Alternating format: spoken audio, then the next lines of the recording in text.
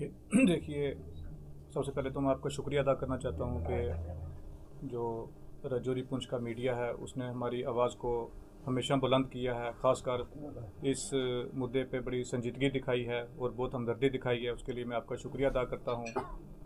हमने जो कुछ पिछले 1 डेढ़ महीने में हमने झेला है, जो देखा है, जो सिस्टम में पैरालिसिस है, जो लूप होल हैं, उनको हाईलाइट करने के लिए हमने ये आज प्रेस कॉन्फ्रेंस बुलाई है कि जो राजौरी पुंछ में जो हमें दिक्कत आ रही है, ख़ासकर हेल्थ इंफ्रास्ट्रक्चर को लेके, क्योंकि जो गवर्नमेंट मेडिकल कॉलेज है या जो हेल्थ का सिस्टम है वो हमारी ज़िंदगी और मौत के साथ जुड़ा हुआ है, उसमें जो लूप होल हैं उनको दूर करने की ज़रूरत है। और इस मुद्दे को सरकार ने कितनी संजीदगी से देखा है, उसमें एलजी इंतज़ामिया हो या यूनियन गवर्नमेंट हो या हमारी जो सिविल गवर्नमेंट है, उनका क्या रोल रहा है, क्या रिस्पांस होना चाहिए था, वो रिस्पांस हमें क्यों नहीं मिला है। उसी के लिए आज हमारे ये जो मेरे साथी हैं, हमारे जो सीनियर साथी हैं, मुज़फ़्फ़र खान साहब हैं और इफ्तिखार साहब हैं, ये भी आज यहाँ पे आए हैं और इसी पे हमने चर्चा की है और हम इसको हाईलाइट करना चाहते हैं। सबसे पहले हमारा ये मुद्दा है कि हमारे जो जीएमसी राजौरी है, इसका हेल्थ इंफ्रास्ट्रक्चर को इसको स्ट्रेंथन करने की ज़रूरत है। 62% स्टाफ जो है जीएमसी राजौरी में नहीं है। 62% स्टाफ लेस पे जो है, चाहे वो डॉक्टर हों या फिर पैरामेडिकल स्टाफ हो, 62% स्टाफ लेस पे चल रहा है। और जबकि ये जीएमसी राजौरी 14 लाख पॉपुलेशन को कैटर करता है। सबसे पहले हमारे साथ ये जो एक बहुत बड़ा मैं सोचता हूँ कि खिलवाड़ है। और लाइफ सेविंग ड्रग्स तक जो है हमें अवेलेबल यहाँ पे नहीं होती हैं, जो कि एक पीएचसी में होनी चाहिए या सीएचसी में होनी चाहिए या डिस्पेंसरी में होनी चाहिए, वो भी यहाँ पे अवेलेबल नहीं होती है। इसके साथ साथ मैं जीएमसी मेडिकल राजौरी की जो टीम है, डॉक्टर्स की टीम है, जिन्होंने पेशेंट्स को ट्रीट किया, इनिशियल ट्रीटमेंट दिया और इस महामारी में हमारे साथ खड़े रहे, मैं उनका शुक्रिया अदा करता हूँ कि उन्होंने बड़ी सिंसियरिटी से काम किया। इसके साथ साथ जो हमारी लोकल सिविल एडमिनिस्ट्रेशन है, उसने बहुत अच्छे से रिस्पांस दिया है और पुलिस का भी अच्छा रैपिड रिस्पांस रहा है। इसके साथ साथ हम जो लूप होल हैं सिस्टम में, जैसे ड्यूल पावर सिस्टम है, इस ड्यूल पावर सिस्टम की वजह से ही ये सारा सिस्टम जो है ख़राब है। क्योंकि अगर ये ड्यूल पावर सिस्टम ना होता, हमें एयर एम्बुलेंस अगर पहले वक्त पे मिल गई होती, जो 12 मासूम बच्चों की जान शायद हम बचा पाते। इसीलिए हमने ये प्रेस कॉन्फ्रेंस मुनक्कद की है कि राजौरी पुंछ को प्रायोरिटी दिया जाए, इसको प्रायोरिटी बनाया जाए। क्योंकि ये हादसा अगर कठुआ में हुआ होता, जम्मू में हुआ होता, सांबा में हुआ होता, तो शायद वहाँ इंतज़ामात अलग होते। मैं एक लेजिस्लेचर हूँ और मैं 3 दिन 4 दिन मैंने हर एक दरवाज़ा खटखटाया है कि इनका अच्छा ट्रीटमेंट होना चाहिए। जो पेशेंट्स बडाल से लाए गए हैं, इनको पीजीआई चंडीगढ़ लेके जाना चाहिए, इनको एम्स में लेके जाना चाहिए, लेकिन इस ब्यूरोक्रेटिक सेटअप में हमारी कहीं सुनवाई नहीं हुई है। तो हमारी ये अपील है कि कोई एक अथॉरिटी हो, किसी एक के पास पावर हो, सेंट्रलाइज्ड पावर हो, जहाँ जिसकी रिस्पॉन्सिबिलिटी हो। क्योंकि यहाँ आप एक ऑफिसर को फ़ोन करो, वो दूसरे पे लगाता है, दूसरा तीसरे पे लगाता है, तीसरा चौथे पे लगाता है। इससे अनार्किस्ट माहौल जो है, मैं समझता हूँ कि यूटी में बना हुआ है और इसके ऊपर चर्चा करने की, सोचने की बड़ी संजीदगी से ज़रूरत है। ऑनरेबल एमएलए बुद्धल ने एक मायूस कुन सूरत को पेश किया है और इसमें कोई दो राय नहीं है कि अगर वक्त पर एडमिनिस्ट्रेशन जो थी वो काम करती तो शायद हम इन बच्चों की जान को बचा सकते थे। और वो अंग्रेज़ी में कहते हैं कि भाई passing bucks from table to table. मेरी अभी ऑनरेबल एमएलए से बात हुई, उन्होंने कहा मैं एक को कहता था, वो कहता था दूसरे से बात करो, उसको कहता था तीसरे से बात करो। और ये जो ड्यूल सिस्टम है, इसने क्रिपल करके रख दिया है। हम चाहते हैं कि अगर लोगों ने हमको मैंडेट दिया है तो ये ड्यूल सिस्टम में रहकर हमको आप कोलैप्स करना चाहते हैं, उससे बेहतर है कि हम लोग किसी हद तक भी जाने के लिए तैयार हैं। हम जावेद साहब के साथ हैं, मैं भी, और मुझे उम्मीद है उन्होंने भी इजहार किया, एमएलए ऑनरेबल एमएलए राजौरी ने, इफ्तिखार साहब ने, कि वो भी इनके साथ खड़े हैं। अगर ये हमको कहेंगे कि हम सब ने धरने पर बैठना है तो हम उसके लिए तैयार हैं। दूसरी जो बड़ी मायूस कुन बात यह है कि रजौरी पुंछ की तरफ तवज्जो बहुत कम है, और इसमें शक नहीं। मैं भी कल हॉस्पिटल में गया था, यानी 48% बल्कि 38% स्टाफ अवेलेबल है। 38% स्टाफ अवेलेबल रखकर आप कहते हैं कि 2 डिस्ट्रिक्ट की इतनी बड़ी पॉपुलेशन को आप फीड कर रहे हो, वो कैसे पॉसिबल हो सकता है? मैं एक टिप ऑफ द आइसबर्ग आपको बता दूं। मंजाकोट PHC है, सब डिस्ट्रिक्ट हॉस्पिटल है, वहां कोई MBBS डॉक्टर भी नहीं, और पिछले 4 सालों से नहीं। थाना मंडी में नहीं, और GMC में 38% टोटल स्ट्रेंथ है, जो टोटल सैंक्शन स्ट्रेंथ के 38% एम्प्लॉइज हैं। उनसे आप ये तवक्को करोगे, फिर भी हम शुक्रगुजार हैं। हमें ऑनरेबल MLA साहब ने भी बताया कि यहाँ की जो डॉक्टर्स हैं उन्होंने अनथक कोशिश की, और आज भी वो लगे हैं। मैं भी कल गया था हॉस्पिटल में, मुझे कुछ हद तक इत्मीनान भी हुआ कि वो लोकल डॉक्टर्स थे, उन्होंने बड़ी मेहनत की, और बाहर के भी जो एक्सपर्ट डॉक्टर थे उन्होंने मेहनत की। हम तीनों का यहाँ आज बैठकर गौरवखोज करने का मकसद ये है कि रूट काज क्या है।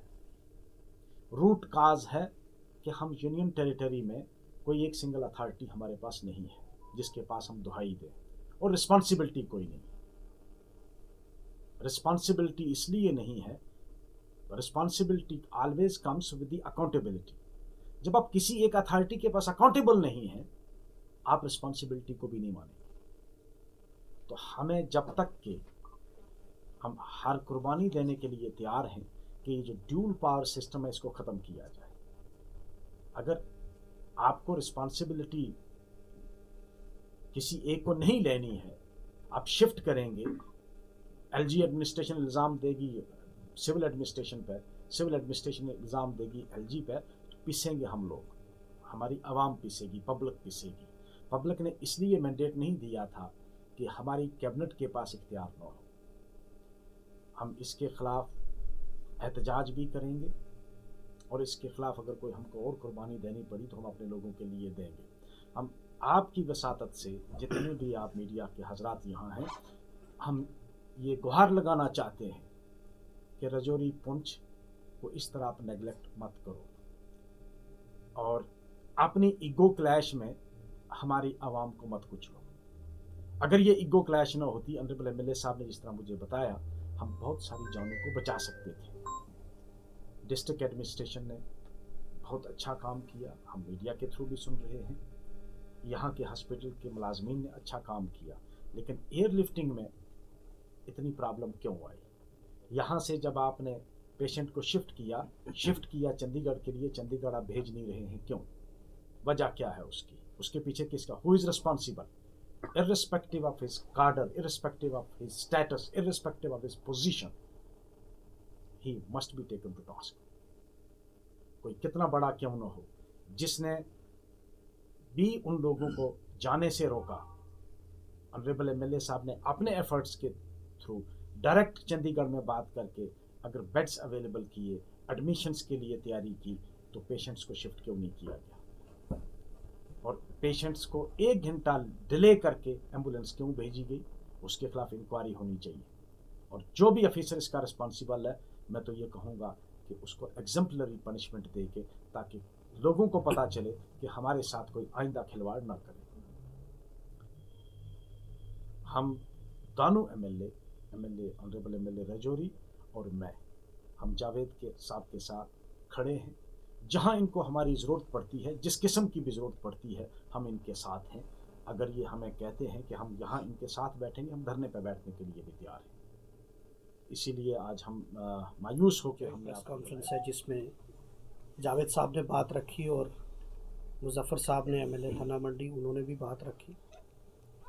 आप सब जानते हैं मीडिया हजरात कि पिछले 1-1.5 महीने से जिस तरह के हालात भडाल के अंदर बने, और उसमें हमारी 17 कीमती जानें यहाँ से इस दुनिया फ़ानी से रुखसत हो गई, और कहीं ना कहीं एक ईगो क्लैश, कहीं ना कहीं ड्यूल पावर सिस्टम, और कहीं ना कहीं जीएमसी में वो फैसिलिटी ना होने की वजह से हमने वो जानें गंवाई हैं।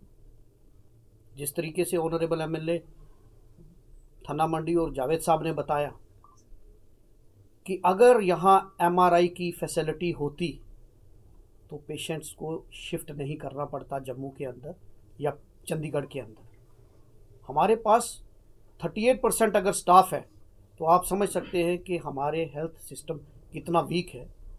हमने जब असेंबली के अंदर भी, जब मैंने फर्स्ट मेरी स्पीच हुई, वहाँ भी हमने जीएमसी का इशू उठाया, लेकिन जिस तरीके से एमएलए जावेद साहब ने डोर टू डोर हर जगह घूमे, हर जगह इन्होंने पर्सनल एफर्ट्स लगाए, लेकिन सियासत इतनी हावी होगी कि एक इंसान की ज़िंदगी से ज़्यादा उनको अपनी पर्सनल ईगो ज़्यादा इम्पॉर्टेंट थी। इसीलिए यहाँ से एयरलिफ्ट हुए पेशेंट, लेकिन जम्मू से आगे चंडीगढ़ वो एयरलिफ्ट नहीं हो सके।